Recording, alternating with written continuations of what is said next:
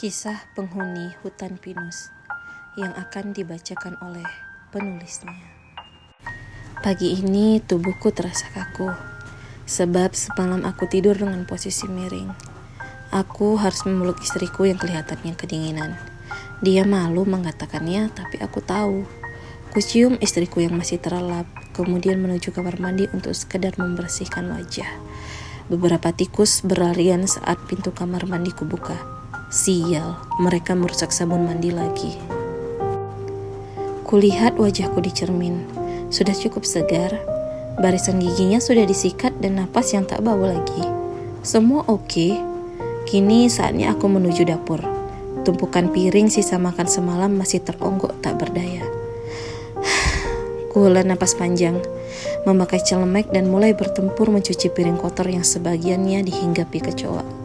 Melihat keadaan tempat mencuci piring, sepertinya kecoa, cicak, dan tikus berpesta tadi malam. Kini aku berdiskusi dengan lemari pendingin. Kira-kira bahan makanan apa yang bisa ia tawarkan pagi ini? Ada 2 ekor ikan dencis, sebutir telur, 1 ikat bayam yang sudah agak layu namun masih bisa diolah, sebonggol jagung, ikan goreng dan sayur bening bayam campur kangkung. Sepertinya segar untuk istriku yang sedang sakit tak berdaya di tempat tidur. Sebelum memulai, terlebih dulu aku menanak nasi, berharap nantinya akan matang bersamaan setelah menggoreng ikan dan memasak sayur bening. Pagi ini masih sendu meski sudah menunjukkan pukul 7. Aku melongok dari jendela ruang tengah. Matahari belum sepenuhnya bangkit. Udara tipis dan dingin membelai wajah. Aroma getah pinus menyeruak. Sejauh mata memandang hanya ada hutan pinus. Kuputar musik di ruang tengah, musik Jepang dari salah satu anime yang terkenal. Aku pun berdansa seorang diri. Ku intip istriku dari pintu kamar. "Sayang, sudah bangun? Mau berdansa?" Yang ditanya hanya dia memandangiku. Mungkin istriku masih lemas. Sudah hampir sebulan ini ia berbaring terus karena sakit. Aku mulai memasak sambil bersiul.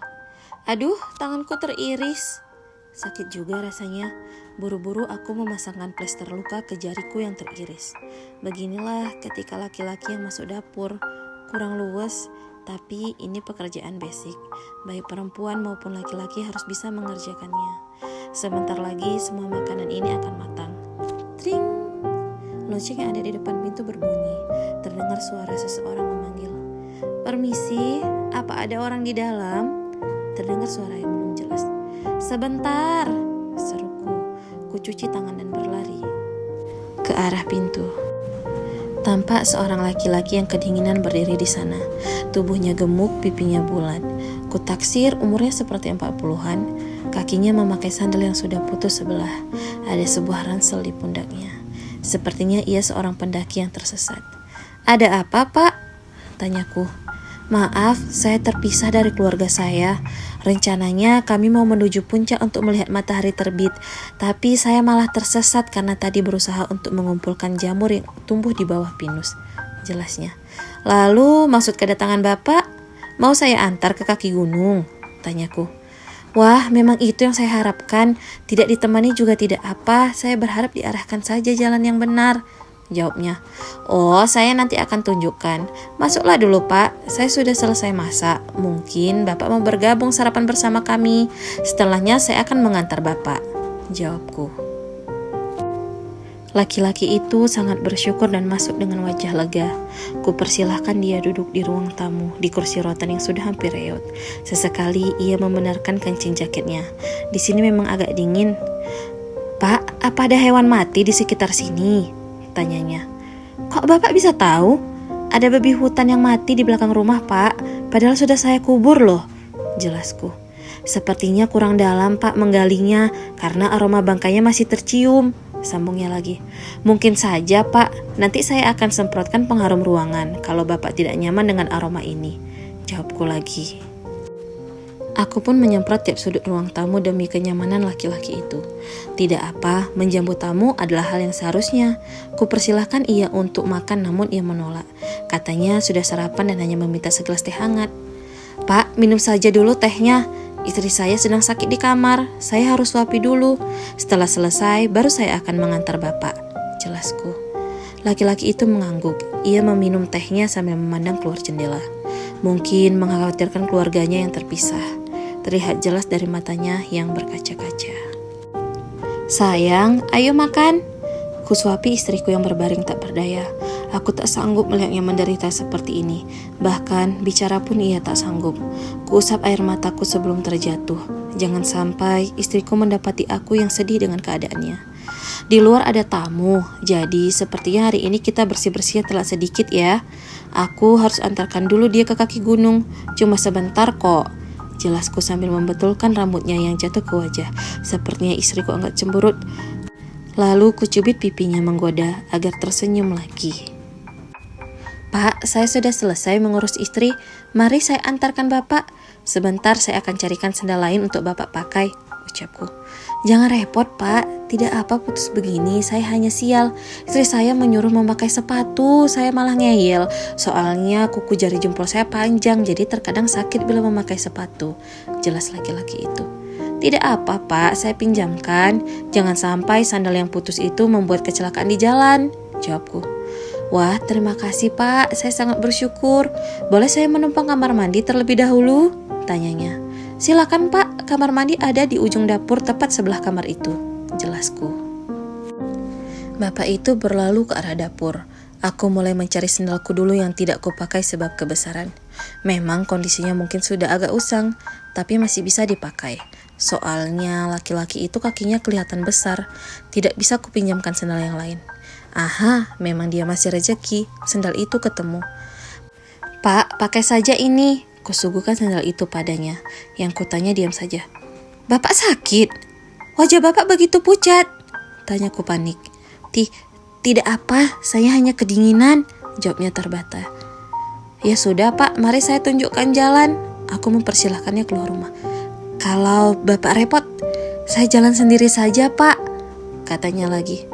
"Loh kok gitu Pak? Bukannya Bapak menunggu saya untuk diantar?" tanyaku lagi. Enggak Pak, kalau Bapak sibuk saya cari jalan saja sendiri," jawabnya terbata lagi. "Ah tidak, saya juga sudah bilang ke istri mau mengantar Bapak. Mari," seruku. Akhirnya karena kasihan aku mengantarkannya hingga kaki gunung. Sepanjang perjalanan laki-laki itu banyak diam dan selalu berjalan di belakangku. Mungkin ia takut berpisah lagi. Beruntungnya dia, keluarganya sudah menunggu di sana. Istri dan anaknya histeris melihat kedatangannya. Mereka sangat bersyukur, sungguh keluarga yang bahagia. Aku pun berpamitan meninggalkan mereka. Tampak dari kejauhan mereka seperti memandangku dengan tajam. Ah, mungkin hanya perasaanku saja. Matahari sudah mulai bangkit. Cahayanya menembus sela-sela dedaunan pinus. Aroma getah pinus yang disiram cahaya matahari menyeruak bercampur kabut yang meleleh. Istriku tertidur pulas. Aku duduk di ruang tamu menyetel lagu tembang kenangan sambil membaca surat kabar yang sudah usang. Entah tahun berapa tak kuperiksa. Hari belum lagi siang tapi rasa kantuk itu datang. Aku pun pasrah dalam lelap di kursi rotan itu. Tring, tok tok tok tok. Suara lonceng dan ketukan yang saling bersautan. Aku terbangun dengan pandangan yang masih buram. "Permisi, ada orang, bisa kami masuk?" seru seseorang di luar. Kubuka pintu dan mendapati 3 orang polisi berdiri di depan pintu. Ada juga seekor anjing yang terus menyalak. Apa mereka tersesat juga, pikirku. "Ya Pak, ada yang bisa saya bantu?" tanyaku. "Apa saudara tinggal di sini sendirian?" tanya polisi paling depan. "Saya bersama istri saya." "Ada apa Pak?" tanyaku lagi masih penasaran. "Boleh kami masuk dan melihat istri Anda?" tanyanya lagi. "Maaf, istri saya sedang tidur. Sudah lama ia sakit. Mohon tidak diganggu," jawabku. "Kalau begitu boleh kami lihat keadaannya?" sambungnya lagi. Aku mengangguk dan mempersilahkan mereka masuk. Masih heran mengapa polisi ini mengincar istriku. Kalau mau menangkap orang jahat, ia tentu salah. Istriku adalah wanita terbaik di dunia. Biarkan saja mereka yang menilainya. Anjing itu terus menyalak, membuatku kesal. Bagaimana bila istriku terbangun dari tidurnya? "Silakan duduk Pak." Aku mempersilahkan mereka. Yang satunya mengikat anjing di salah satu pohon pinus. "Boleh saya menumpang kamar mandi?" kata polisi yang lainnya. "Silahkan, kamar mandi ada di ujung dapur melewati kamar itu," jawabku. Beberapa saat kemudian, polisi yang hendak buang air itu kembali. Ia menatap polisi paling depan tadi yang sedang duduk di hadapanku. Ia mengangguk, entah apa yang mereka kodikan. "Maaf Pak, saudara kami tahan untuk dimintai keterangan di kantor polisi karena kepemilikan mayat," ujarnya. Aku terkejut. "Mayat? Maksud Bapak apa?" "Yang di kamar itu benar istri Anda atau mayat orang lain?" tanyanya lagi. "Bapak tolong bicara yang sopan. Dia istri saya, kami sudah lama menikah. Istri saya sakit," jawabku tak terima.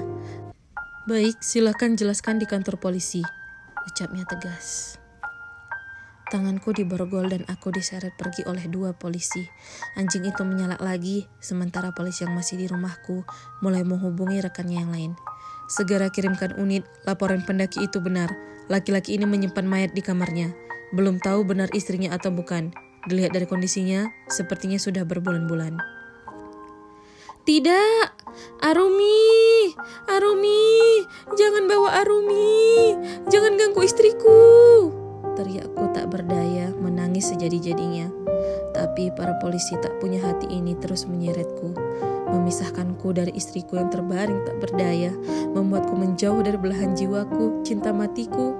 Lalu, yang kulakukan hanya mampu menatap uap di cerobong asap yang kian berjarak, kian menghilang, meninggalkan Arumi yang tak kunjung datang, melihatku yang dibawa pergi.